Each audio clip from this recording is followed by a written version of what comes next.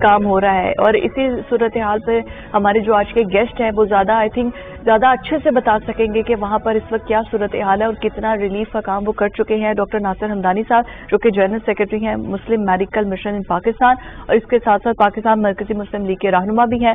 Doctor صاحب بہت شکریہ آپ کے وقت کے لیے. Welcome to news morning. ابھی اس وقت جو ہم بات کر رہے تھے اپنے ناظرین کو بتا رہے تھے کہ غزہ میں اس وقت بہت بری صورتحال ہے. میں چاہوں گی کہ سب سے پہلے آپ اس پر روشنی ڈالیں کہ وہاں پر آپ کا ریلیف کا کام کس طرح سے جاری ہے, کیا مشکلات آپ کو پیش ہیں, کتنے لوگوں کے لیے آپ ریلیف کا کام ابھی تک کر چکے ہیں. تو وہاں پہ حماس کے رہنماؤں سے قطر میں ملاقاتیں بھی ہوئی ہیں, آپ زیادہ بہتر طریقے سے گائیڈ کر سکتے ہیں. جی, آپ نے جو ابھی بات کی کہ فلسطین کے اندر غزہ کی پٹی میں ایک بہت بڑا وحشیانہ کام ہوا ہے. اسرائیل نے جس طرح بمبارڈمنٹ کی ہے اور ساری بمبارڈمنٹ سول آبادی کے اوپر تھی. یہ کوئی جنگ نہیں تھی جس میں حماس کے اوپر حملہ ہو رہا ہے اور حماس اسرائیل کے اوپر حملہ کر رہی ہے, بلکہ اس میں یہ تھا کہ اسرائیل آبادیوں کے اوپر حملہ کر رہا ہے. اس میں ہمارے جو صحافی ہیں وہ بھی شہید ہوئے, میڈیکل پروفیشن کے لوگ بھی شہید ہوئے, ڈاکٹرز بھی شہید ہوئے, اور اس کے ساتھ ساتھ عوام کی بڑی تعداد. آج کی تاریخ تک 15,000 سے زیادہ غزہ کے لوگ شہید ہو چکے ہیں.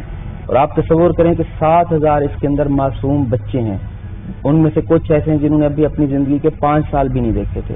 عورتیں ہیں. اسی طرح 35,000 یہ رات کے فگرز ہیں جو الجزیرہ نے رات ایشو کیے ہیں نا, منسٹری آف ہیلتھ جو فلسطین کی اس کی طرف سے. 35,000 لوگ ہیں جو انجرڈ ہیں, اور ان میں سے بھی 7,000 خواتین اور بچے ہیں 35,000 میں سے. اور مسنگ لوگ اس کے علاوہ ہیں. انفراسٹرکچر کو اگر ہم دیکھیں, ہر گھنٹے کے اندر وہاں پہ غزہ کی اس پٹی کے اندر ہر گھنٹے میں تقریباً 42 عمارتوں کو تباہ کیا جا رہا ہے, اور ہر گھنٹے کے اندر 15 لوگ ایسے ہیں جو شہید ہو رہے ہیں, زخمی اس سے علاوہ ہیں. اس ساری صورتحال میں پاکستانی قوم الحمدللہ غزہ کے لوگوں کے ساتھ کھڑی ہوئی ہے.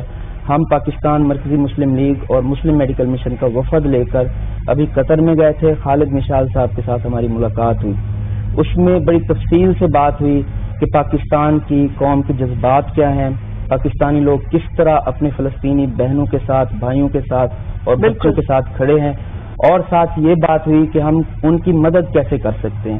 ان کا بھی سب سے بڑا کنسرن یہ تھا, اس وقت 1.7 ملین لوگ ہیں جو ڈسپلیسڈ ہیں, جو اپنے گھروں کو, رہائشوں کو, ریفیوجیز کیمپوں کو چھوڑ کر روڈوں کے اوپر ہیں یا شیلٹرز کے اندر ہیں, اور یہ بہت بڑی تعداد ہے. موسم آپ دیکھیں سردی کا انتہائی شدید آ رہا ہے. اس سچویشن میں ہم نے بڑی تفصیل کے ساتھ ان سے بات کی کہ پاکستان کی عوام, پاکستان کے ڈاکٹرز, یہاں کی میڈیکل کمیونٹی ان کی کیسے مدد کر سکتی ہے. اس کے اوپر کافی اچھی بات ہوئی, اور انشاءاللہ تعالی ہم اپنی میڈیکل ٹیمیں اب بھیجنے کے مرحلے کی طرف جا رہے ہیں. کتنا ریلیف کا سامان اب وہاں تک پہنچا سکتے ہیں؟ جی, ابھی جو کام تھا ساری NGOز ہی اسی طرح کر رہی تھیں. وہ یہ تھا کہ لوکلی ارینج سامان کو ہم ڈسٹریبیوٹ کر رہے تھے, اور وہاں پر ہماری جو ریلیف پارٹنر آرگنائزیشن ہیں ان کے ساتھ مل کر, ان میں سے بہت ساری ایسی آرگنائزیشن ہیں جو فلسطینیوں کی ہیں لیکن ان کے آفیسز باہر بھی دنیا کے اندر ہیں, ان کے ساتھ ہماری کوآرڈینیشن تھی.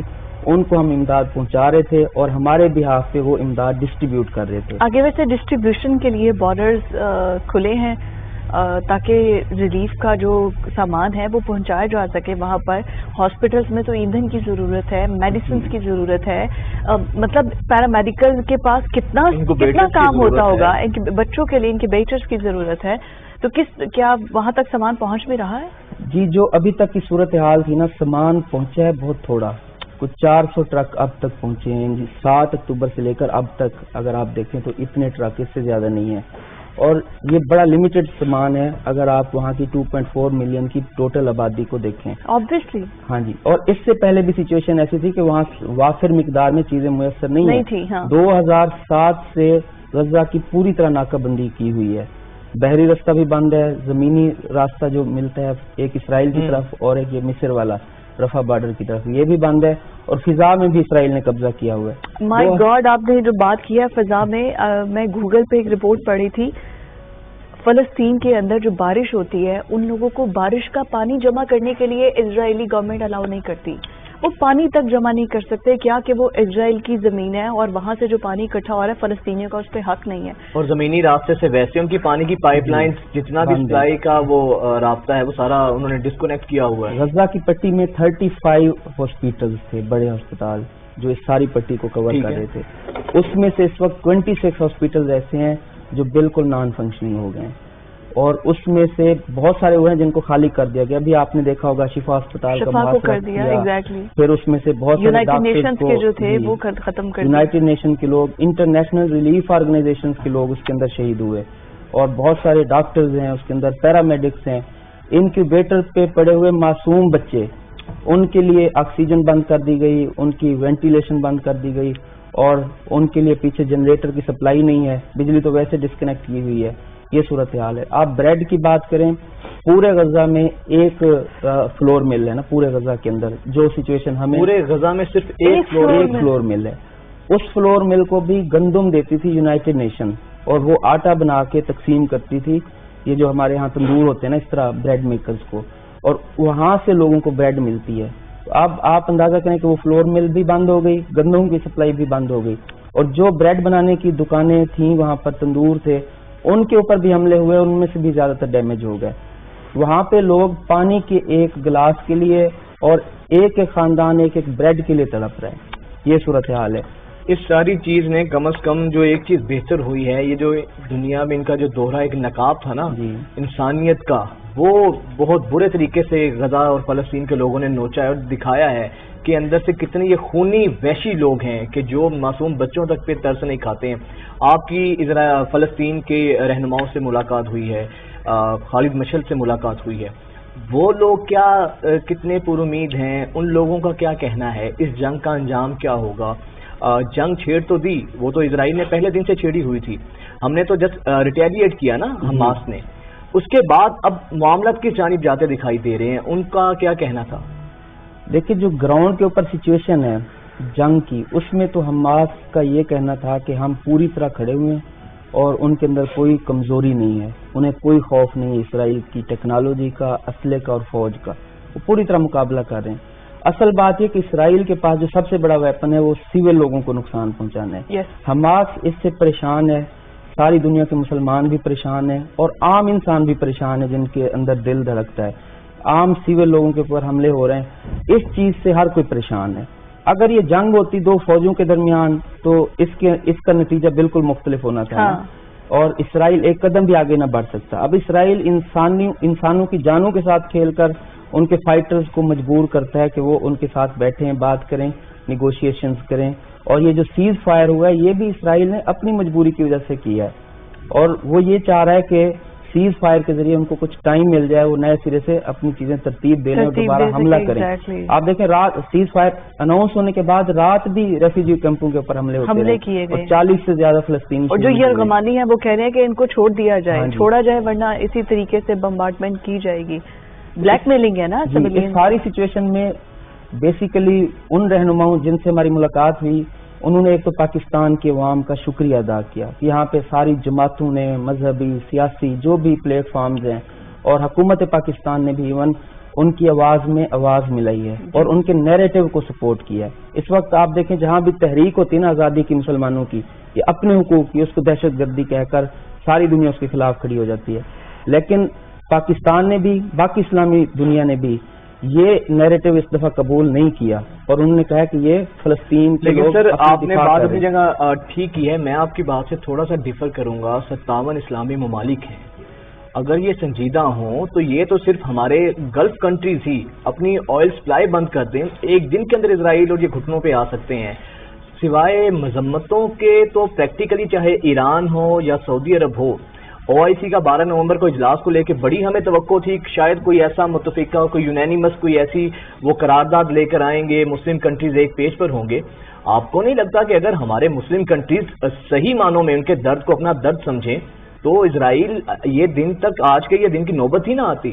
جی, اس میں نا دونوں پرسپیکٹو ہیں. آپ کی بات سے میں ایگری بھی کرتا ہوں. جو کردار 57 مسلمان ملکوں کا بنتا تھا کلیکٹیولی, اس میں ہم پوری طرح کامیاب نہیں ہوئے, اور جو ہمیں میسج دینا چاہیے تھا, جس طرح جو بائیڈن آ کر باقاعدہ اسرائیل کے ساتھ فوجی امداد کر رہے ہیں, بالکل, اور اسی طرح UK سے ان کا پرائم منسٹر آ رہا ہے, باقی لوگ سامان لے کر آ رہے ہیں, اسلحہ لے کر آ رہے ہیں, اس کے اندر کوئی وہ ریلیف کے لیے نہیں آ رہے وہاں پہ. مسلمانوں کو ایسا اسٹرانگ میسج دینا چاہیے جس کے ساتھ انہیں اندازہ ہو کہ پوری دنیا کے مسلمان حکمران، ان کی حکومتیں اور عوام فلسطینی مظلوم بھائیوں بہنوں کے ساتھ کھڑے ہوئے ہیں. اس کے اندر وہ اچیومنٹ نہیں ہے. لیکن جہاں تک نیریٹو کی بات ہے، کسی جگہ پہ بھی آپ کو نا فلسطین کی حمایت میں، غزہ کی لیکن اس نیریٹو کی قیمت بہت بری ادا کی ہے، ہمارے بچوں نے چکائی ہے. یہ نیریٹو تو ٹھیک ہے چلا گیا، لیکن اب جو بچے جو معصوم پھول کھلنے سے پہلے مرجھا گئے ہیں، اتنی خواتین جو ماری گئی ہیں، تو مسلم کنٹریز تو کہیں نہ کہیں اس کے رسپانسبل ہیں. سولیڈیرٹی اسے کہتے ہیں. وہاں پہ جو بائیڈن خود پہنچے ہیں، خود وہاں پر پہنچے ہیں. اپنا بحری اس کے کاؤنٹر نیریٹو میں تو ہمارے مسلم ممالک تو سوائے ایک لپ سروس کے کچھ زیادہ نہیں کر سکے ہیں. اچھا، اس کے علاوہ جب آپ کی ملاقات ہوئی ہے قطر میں، تو ان کی جانب سے حماس کے جو ریپرزینٹیٹو تھے، ریسورسز کے حوالے سے کچھ بتایا گیا کہ ہمیں کن چیزوں کی ضرورت ہے تاکہ ہم مقابلہ کر سکے؟ جی بالکل، اس پہ بڑی تفصیلی بات ہوئی ہے. 1.7 ملین میں نے آپ کو بتایا ڈسپلیسڈ لوگ ہیں اس وقت، جو کیمپوں میں ہیں، جو روڈز کے اوپر ہیں، جو اوپن انڈر دا اسکائی ہیں نا. ان کے پاس نہ شیلٹر ہے، نہ کوئی کھانے کا بندوبست ہے، نہ ان کے پاس کسی طرح کا کوئی سسٹم ہے سیوریج کا اور ہائیجین کا. اس کے ساتھ ساتھ سردی ہے، موسم یہاں سے شدید ہے ہمارے لاہور سے. آپ تصور کریں کہ لاہور کے اس موسم میں ہم کمرے میں بھی کمبل کے بغیر نہیں رہ سکتے نا، جو پروٹیکٹڈ ہمارا ایریا ہوتا ہے. اور وہ لوگ آسمان کے نیچے ہیں اور اس ربل میں سے جانیں بچا کے نکلے ہیں نا، جو اوپر ان کے ملبہ گرا ہوا تھا. اس کے علاوہ ان کے پاس کچھ نہیں تھا، کپڑے بھی نہیں ہیں. 40 دن سے لوگوں نے وہی ایک لباس پہنا ہوا ہے. اور اس کے ساتھ 50,000 لوگ وہ ہیں جو ڈس ایبلڈ ہیں اس جنگ میں. کسی کی ایک ٹانگ نہیں ہے، کسی کی دو نہیں ہے، وہ بھی ساتھ اس میں سفر کر رہے ہیں. اور جب وہ ناز سے جا رہے ہیں ساؤتھ کی طرف، آپ نے فوٹیج دیکھی ہوں گی، ویل چیئر کے اوپر اپنے بچوں کو بھی ساتھ بٹھا کے وہ بیچارے لے کے اتنے کلومیٹر کا سفر جا رہے ہیں. تو یہ ایک بہت بڑا انسانی کرائسس پیدا ہو چکا ہے. اس میں ہمیں ہر طرح کی ان کو مدد کرنی چاہیے. مدد میڈیکل فیلڈ کے اندر بھی ضرورت ہے، ان کے ہسپتالوں کو اسٹرینتھن کرنا، وہاں میڈیکل ٹیمز بھیجنا، ڈاکٹرز بھیجنا، دوائیں بھیجنا، ہسپتالوں کی ضرورت کی ہر چیز. اس کے ساتھ ساتھ عام انسانی ضرورت کی چیزیں، جس میں سب سے پہلے خوراک ہے، اور اس کے بعد اس موسم کے اعتبار سے ان کے لیے لباس ہیں، کمبل ہیں، ان کے لیے عارضی شیلٹرز کا بندوبست ہے. اس حوالے سے پاکستان سے انہوں نے تعاون کی اپیل بھی کی ہے کہ پاکستان کی تنظیمیں اور یہاں پہ درد دل رکھنے والے افراد ہمارے ساتھ تعاون کریں. چلیں جی، اللہ کرے کہ یہ جو حالات ہیں کسی منطقی کسی کنکلوژن کی طرف پہنچیں، اور جو وہ لوگ سفر کر رہے ہیں، اسرائیل فلسطین کے لوگ، حماس کے لوگ تو اپنے حصے کا کام کر رہے ہیں. مسلم حکمرانوں کو اس سے زیادہ جواب دینا ہوگا کہ انہوں نے اس تمام تر کھیل میں خاموش تماشائی کا کردار ادا کیا ہے. یا وہ جنگ بندی ہوگی نا، اس کے بعد جب ریہیبلیٹیشن کا کام آئے گا کہ انفراسٹرکچر کو ری بلڈ کرنا ہے، تب یہ سارے عرب ممالک 2، 4، 15 ملین ڈال دیں گے کہ ہم امداد کے طور پر اور حاتم طائی کی قبر پہ لات ماریں گے. اس کے بعد بتائیں گے ہم اپنے مسلم بھائیوں. بہت شکریہ حمدانی صاحب، آپ کے وقت کا بہت شکریہ. ناظرین، ہمیں فوری طور پہ ایک بریک پہ جانا ہے، ملاقات کرتے ہیں.